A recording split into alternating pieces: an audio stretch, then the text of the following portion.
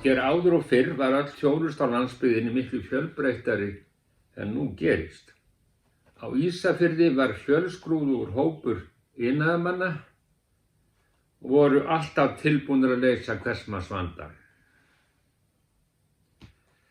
Það voru skómakarar, oft margir bara, gullsmiðir, úrmakarar, skrattarar, tappíserar og bókbindarar, svo eitthvað sé nefnt. Verslanir voru fjölmargar og þar á meðal áfengisverslun sem ríkið rak.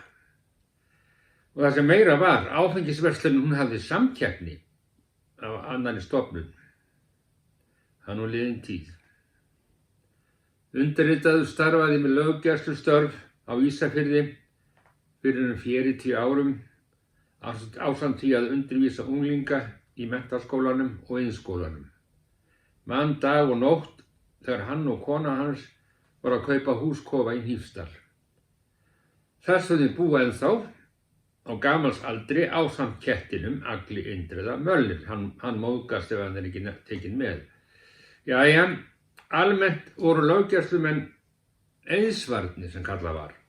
Þeir höfðu það sem kallað er á dönsku tavsheidsplikt. Þeir máttu ekki segja frá nokkrum sköpuðum hlut. En ég minnist þess sem ekki að ég hefði skrifað undir eitt eða neitt í þeim efnum. Og löggæslumenn lenda oft í sérkennilegum atvikum og eitthvað sem hefur farið úrskeiðis og voru kvaddir til af ótrúlegustu ástæðum. Ég var einu sinni kvaddur til að ná öngli út úr mávi niður Norðurtanga og fór með kylfuna, eina skipti sem ég snerti hana á þessum 2 ára ferli mínum. En ég var svo fegin að ég gat náð önglunum út úr kvikindinu og hann slapp lifandi. Ég þurfti ekki að beita kylfunni, það reyndi aldrei.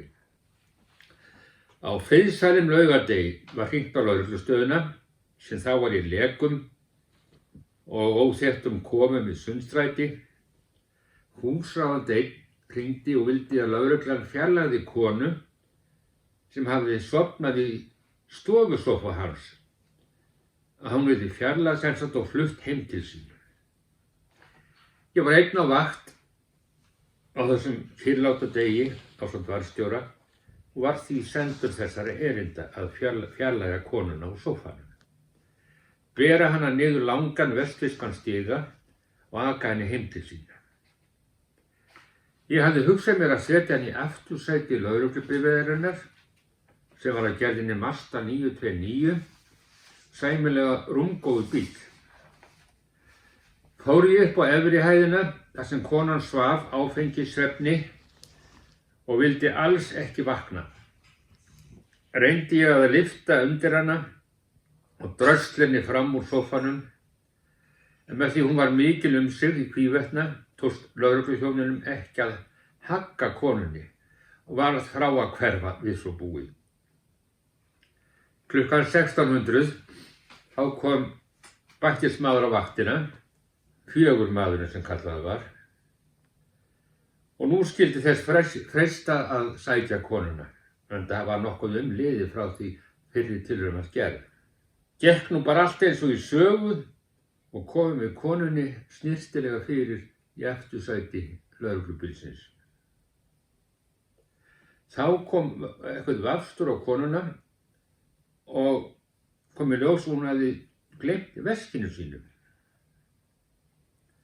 Það fyllstur stimamýkt stökk lögregluþjónninn ég upp á efri hæðina og var það húsráðandi fann að sjóða steinbít. Steinbítunum kemur ekki meira með þessa sögu. En við fórum að leita að veski konunnar sem ekki var á glámbekk. Færði ég til sófa og pullur hvers konar en að baki þessa var ekkert veski, heldur hvítir plastpokar með glerjum í. Húsráðandi fylgdist grannt með athöfnum lögregluþjónsins þar til hann gat ekki orða bundist og segir svona upp úr einsmanns hljóði, menn þó með nokkrum þjósti: "Hér ekkert vín selt." Lögreglumaðurinn leið sem hann kæmi af fjöllum og svaraði að það hefði engum manni dottið í hug. Veski konunnar fannst svo við einn brennivínspokann og komst til eiganda síns. Ég minntist á samkeppnina við áfengisverslunina sem af hinu góða og skari sprútt leysti margra vanda meðal annarra þurrbrjósta sjómanna sem komu af hafi. Þetta sparaði löggæslumönnum mikið annríki og vesen við innbrot í brennivínsleit, því að menn voru einkum og séranlega að brjótast inn til að leita brennivíni. Það var allt annað líf að geta bankað upp á skara sprútt, þótt þar væri ekkert vín selt. Heill sé kvenfélaginu Hvöt í Hnífsdal. Takk fyrir.